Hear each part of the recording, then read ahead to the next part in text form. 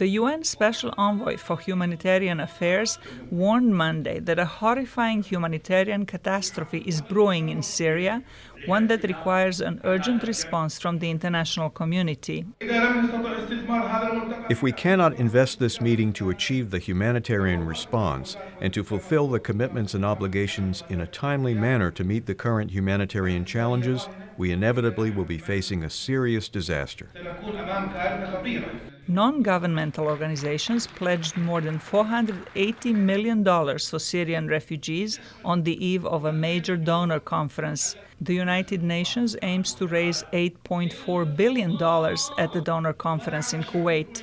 Children are particularly badly affected. 5.6 million children are in need of assistance, and well over 2 million children are out of school.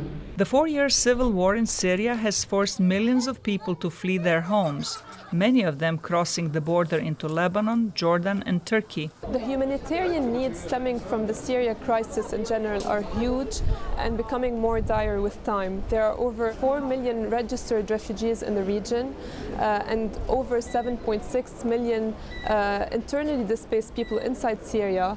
Over 600,000 children, refugee children, are not in school, and there's a dire need for healthcare support and the level of immunization and protecting refugees from certain diseases. The Zaatari refugee camp in northern Jordan is one of the largest, with about 80,000 Syrians.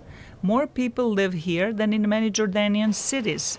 Aid organizations are helping them run schools and health services and start small businesses. The Dutch city of Amsterdam on Sunday donated 500 second-hand bicycles for the refugees in Zaatari. The bicycles were confiscated after being abandoned or illegally parked. Those that remained unclaimed were repaired and sent to Jordan.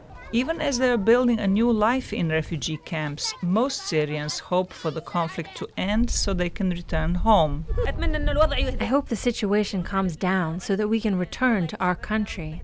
We are not happy here. We have been here for 2 to 3 years. We hope God will allow us to return home to our country. That is what we ask Him. Meanwhile, fighting in Syria shows little promise of subsiding. On Tuesday, reports from Syria said opposition fighters had taken the northern city of Idlib after overpowering government forces late last week.